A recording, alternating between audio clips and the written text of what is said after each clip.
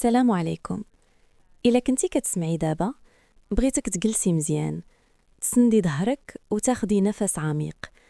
اليوم ما غاديش نهضروا على شنو خاصك ديري باش يحبك ولا على كيفاش تحكمي في الراجل.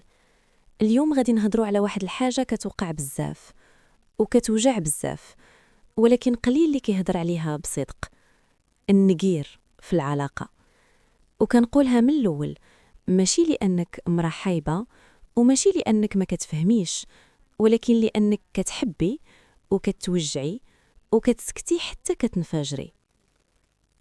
الجزء الأول: شنو هي النقير بصح؟ خليني نسولك سؤال وجاوبي بينك وبين راسك. واش عمرك قلت لي هادشي 1000 مرة؟ راه ما كيسمعش، خاصني نعاود ونهضر باش يفهم؟ إلا جاوبتي بنعم، راه انتي ماشي بوحدك.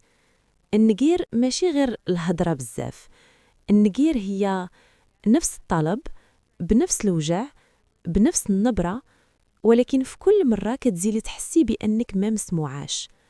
وهنا المشكل الحقيقي ماشي في الطلب، المشكل في الإحساس ديالك بأنك ما مهماش. الجزء الثاني: علاش المرأة كتولي نقارة؟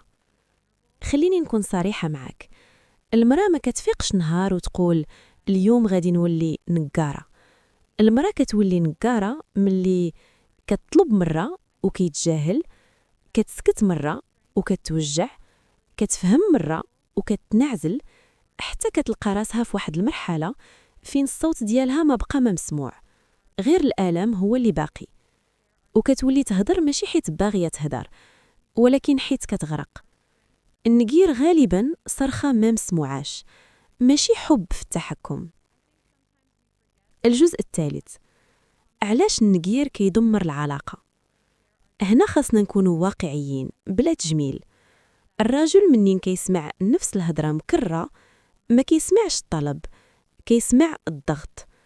وكيوقع واحد الشيء خطير، هو كيدخل في وضعية الدفاع، انتي كتزيدي تعيطي، هو كيسد، انتي كتغضبي، وهو كيبعد أكتر.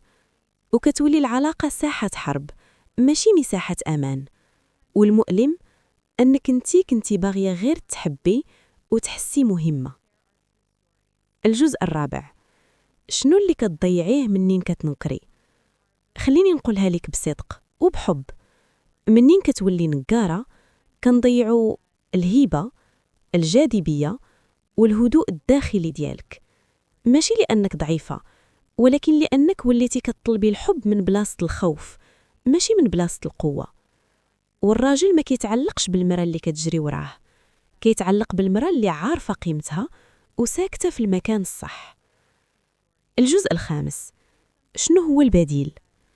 دابا السؤال المهم، إلا ما خاصنيش نكون نقارة، شنو خاصني نكون؟ الجواب بسيط ولكن ماشي سهل. خاصك تكوني واضحة، هادقة، وحدودك ثابتة. بدل ما تعاودي نفس الهضرة 10 المرات، قوليها مرة واحدة وبعدي. بدل ما تشرحي وتبري وتبكي، قولي هادشي كيضرني وما غاديش نكمل به. والسكات هنا ماشي ضعف، السكات هنا قرار. رسالة من القلب: إلا كنتي كتسمعي دابا وحاسة براسك كطيحي راسك باش تبقى العلاقة، حبسي. راه الحب ما خاصوش يسرق لك صوتك ولا يحولك الإنسانة ما كتعرفيهاش. كوني متأكدة اللي باغيك بصح ما يحتاجش نقير باش يفهمك. إلا وصلتي لهنا راه انتي مراه واعية وباغية تصلح ماشي تدمر. قولي لي في التعليقات شنو أكتر حاجة كتخليك تعاودي نفس الهضرة في العلاقة.